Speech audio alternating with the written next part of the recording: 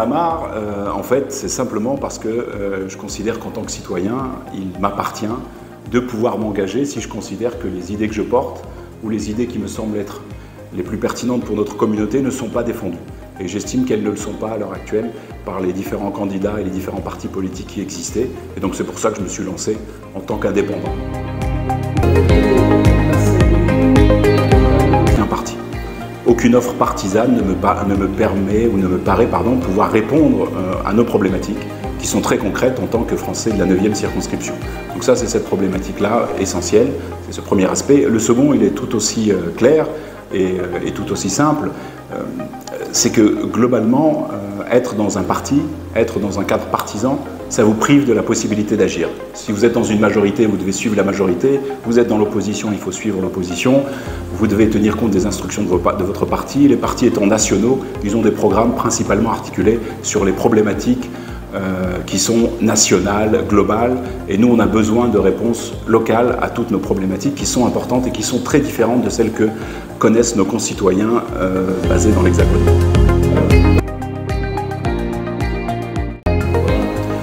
La 9e circonscription, elle est fantastique, puisque historiquement, il ne faut pas oublier qu'on est dans une circonscription qui a fait partie, pour certaines zones du territoire, de département français, pour d'autres de protectorat, pour d'autres on était au sein de l'Afrique française, il y a eu des référendums pour les indépendances, il y a eu des indépendances qui se sont un peu plus mal passées, donc la relation à la France est très particulière. Et la relation à la France pour les Français de la 9e circonscription est assez spécifique, mais elle permet justement, à mon sens, de pouvoir faire de ces Français à l'étranger, de nous tous Français de la 9e circonscription, des ponts, des gens qui vont établir et bâtir des ponts entre la France et les pays dans lesquels nous vivons. Et ces ponts sont importants et c'est ces ponts qui vont permettre de surmonter tous les obstacles, qu'ils soient d'ordre juridique, mais aussi beaucoup plus lointains, ou proches, ça dépend comment on se place, notamment les problèmes énergétiques, les problèmes de transition climatique auxquels nous sommes confrontés des deux côtés de la Méditerranée.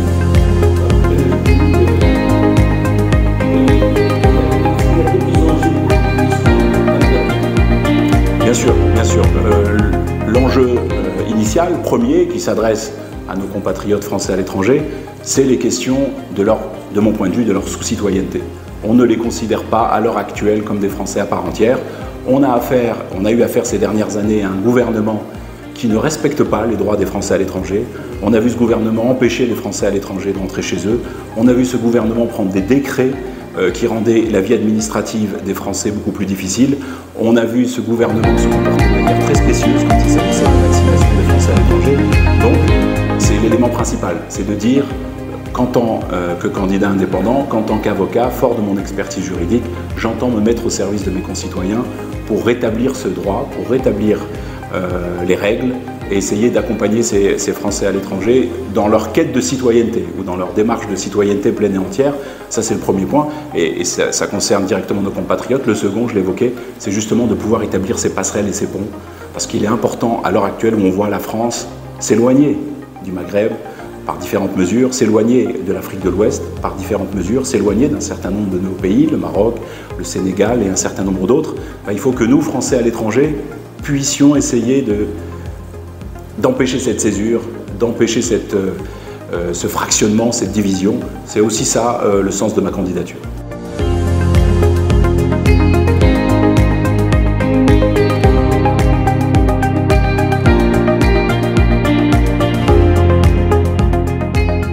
Très peu de Français contents ou satisfaits de la politique du président nouvellement réélu. Donc on a de ce point de vue-là un consensus, il me semble. Par contre, ce qui se passe, c'est que quelle solution apporter, quelle démarche, et sur les thématiques que vous évoquez, et pour moi c'est un retour aux droits fondamentaux. C'est ça l'essentiel, c'est un retour à la citoyenneté pleine et entière. Et pour y arriver, il y a un certain nombre d'éléments. Le premier, c'est cette question du rattachement. Je considère qu'on ne doit plus rattacher les Français à l'étranger au ministère des Affaires étrangères. Sa vocation, c'est de faire de la diplomatie, c'est de traiter des affaires étrangères, c'est l'action extérieure de l'État. Il n'est pas normal que les questions, notamment de santé ou d'éducation, qui nous concernent, qui concernent les Français à l'étranger, soient traitées à travers ce prisme de la diplomatie, avec tous les enjeux, toutes les limites budgétaires, toutes les problématiques que cela suppose. Donc ça, c'est un point important. Le deuxième point, c'est effectivement la scolarité. on le sait, c'est tabou, personne ne veut l'aborder, on ne veut jamais la traiter, mais cette question de la scolarité gratuite et de la gratuité de la scolarité, elle est fondamentale.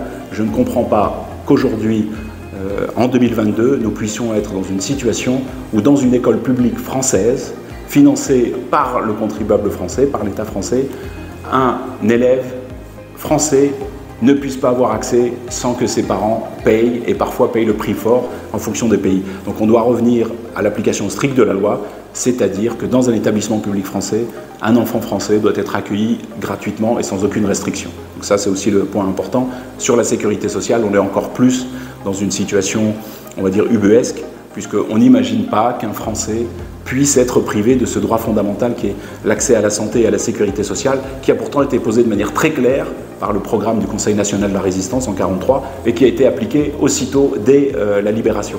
Donc nous, on demande aussi à être libérés et on demande à pouvoir bénéficier de ce régime de sécurité sociale qui doit couvrir toutes et tous les Français.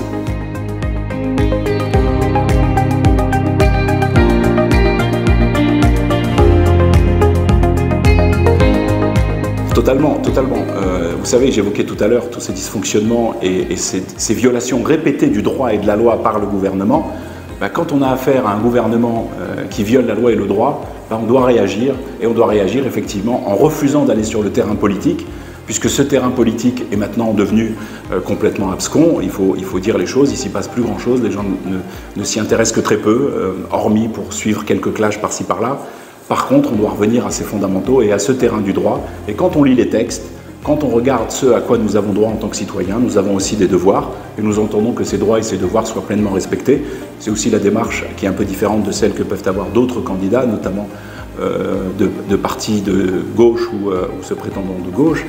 Quand on explique qu'on va taxer les Français de l'étranger comme les Français de l'Hexagone, mais sans tenir compte et sans leur garantir aucun des droits. Donc ça aussi, cette démarche-là me paraît s'inscrire dans le prolongement de la politique gouvernementale, c'est-à-dire toujours moins de droits pour vous, toujours plus d'obligations pour vous, et peut-être qu'un jour, vous allez laisser tomber et que vous ne considérez plus comme des Français. C'est peut-être ça aussi l'objectif poursuivi. Faire en sorte, notamment pour un certain nombre d'entre nous, que nous abandonnions cette nationalité française, que nous abandonnions ce rattachement et cet amour que nous avons pour la France, et que nous allions peut-être voir ailleurs. Si c'est ça l'objectif poursuivi, il ne sera pas atteint.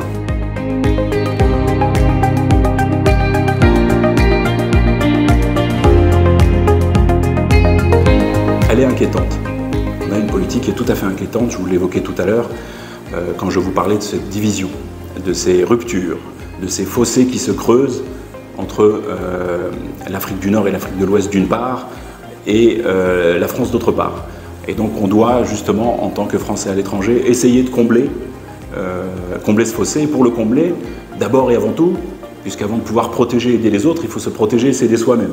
Donc notre démarche est d'abord d'obtenir cette citoyenneté pleine et entière pour nous, Français à l'étranger, et une fois que nous l'aurons en main, et si on applique les mesures de mon programme, ce n'est qu'une affaire de moi, dans ces cas-là, et après cela, on pourra justement agir comme de véritables représentants, de véritables ambassadeurs qui, connaissant bien les spécificités de part et d'autre, seront en mesure d'établir ce lien fondamental qui permettra à cette zone, qui est quand même un des cœurs battants de la civilisation humaine, si d'ailleurs j'en crois les différentes études et les découvertes scientifiques qui ont lieu au Maroc, on sait que l'origine de l'humanité n'est pas très loin d'ici.